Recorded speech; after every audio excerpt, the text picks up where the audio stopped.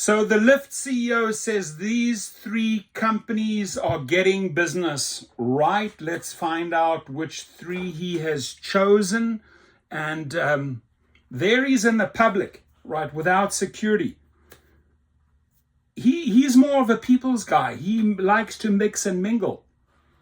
Other CEOs like Daryl Khosrowshahi need an entire security entourage. David Risher can happily go out in the open and mix it up with drivers. Right? I spoke to him for over 30 minutes on Zoom, Daryl Khosrowshahi, and I had tough questions and I had some tough critique, but he listened to it. Daryl Khosrowshahi is the opposite. He's not a people's person. Cannot be out in the public and does not won't even come on my show. Right? And Daryl Khosrowshahi, I invite you onto my show. I just wrote you a letter recently, right? Hopefully you'll answer. I wrote you a letter as well, David Risher. Hopefully you will answer to that offer. So Lyft CEO David Risher said there were three companies he thought were successful in their business. He touted them for many reasons, from nailing customer experience to maintaining a consistent product. He said the companies were Oura Ring, Starbucks, and Microsoft. Lyft CEO has a leaderboard of his favorite companies, and it includes Starbucks.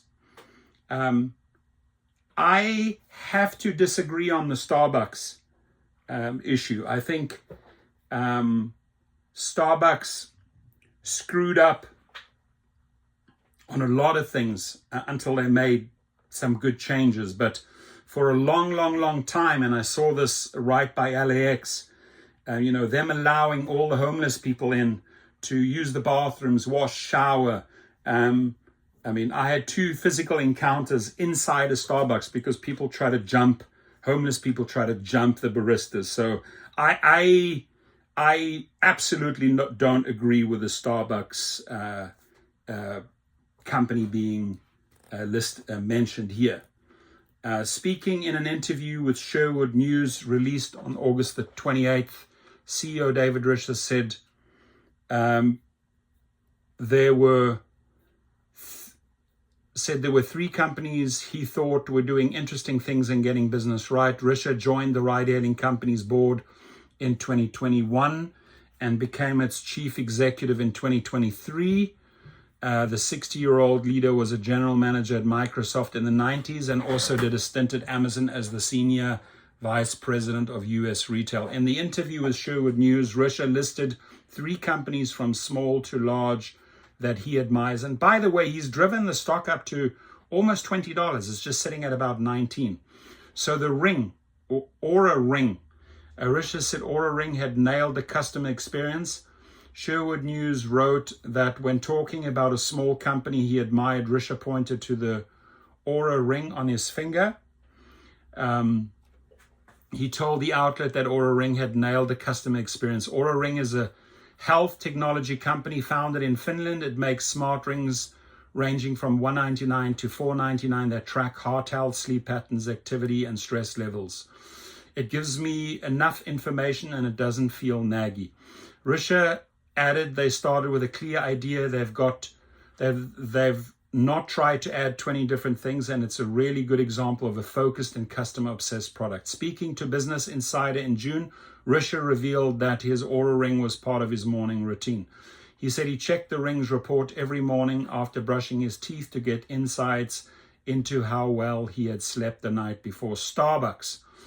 Risher said Starbucks was a medium-sized company he thought was doing a good job. He said to Sherwood News that it was hard to be consistent across so many geographies while struggling other facets like the app loyalty program and drive-thrus. Starbucks has outlets in about 80 countries per its website. The bulk of the stores are in the United States and China, with 17,230 and 7,828 stores respectively per an earnings report.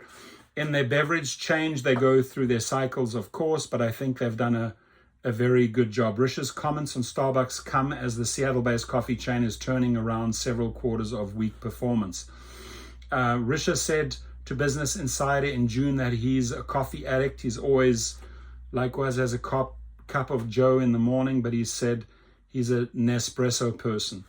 Risha said Microsoft and its CEO, Satya Nadella in particular, was a big company he thought was doing good business. Risha, who worked as a general manager for Microsoft from 91 to 97, said to Sherwood News, I think Microsoft went through a period of stasis and a little bit of confusion. I think Satya Nadella has done such a good job of both being a purpose-driven leader, but also showing that he can make incredibly tough and strategic business decisions. He said that when he worked for Microsoft in the 90s, it was a fierce competitor, laser-focused on increasing market share of its products. Risha said that with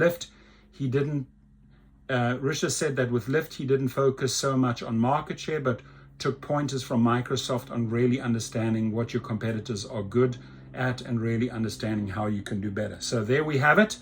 Thank you for your 3 choices. What do you think? Your comments. Thank you.